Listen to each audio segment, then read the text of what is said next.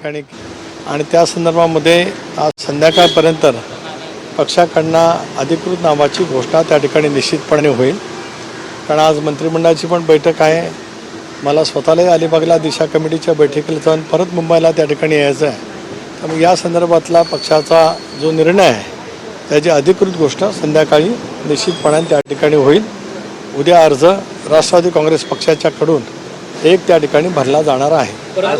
नाव जवळपास निश्चित झालं आहे का काय? आम्ही संबंध विचार करत असताना प्रादेशिक समतोलाचा विचार केला, इतरही जी काही समीकरणं असतात त्याचा विचार केला, पक्षाच्या संघटनेमध्ये काम कशा पद्धतीने होऊ शकतं या संदर्भामध्ये सुद्धा विचार त्या ठिकाणी केला आणि या सगळ्याचा सारासार विचार करत पक्ष मजबूतीच्या दृष्टिकोनातून आम्ही या संदर्भातला निर्णय संध्याकाळपर्यंत घोषित करू. परंतु सर खूप चढाओढ पक्षामध्ये पाहायला मिळते. मी मगाशीच सांगितलं की जवळपास 70-75 प्रमुख सहकाऱ्यांचं ज्यांचं पक्षासाठी योगदान आहे, दादांनी एनडीएमध्ये सहभागी होण्याचा निर्णय घेतल्याच्या नंतरचं योगदान मोठ्या प्रमाणावरती आहे. अगोदरपासून सुद्धा एकत्रित राष्ट्रवादी काँग्रेस पक्षामध्ये सुद्धा अनेकांनी सोबत त्या ठिकाणी काम केलेलं आहे. या संदर्भातला सारासार विचार गुणवत्तेवरती प्रादेशिक नाराजी ज्या वेळेला 70-75 अर्ज होतात आणि एखाद्या नावाचीच होणार आहे घोषणा म्हणजे 74 लोकांना उमेदवारी मिळू शकणार नाही नक्कीच आहे.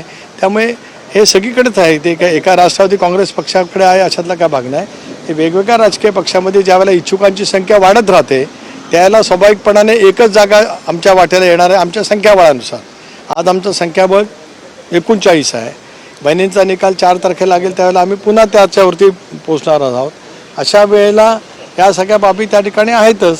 म्हणून पक्षामधला एकोपा एकसंघपणा नाराजी कमीत कमी कशी राहील या संदर्भातला सुद्धा साराचा विचार कोर कमिटीमध्ये जे पक्षाचे प्रमुख नेते आहेत त्यांनी त्या ठिकाणी केलेला आहे. धन्यवाद.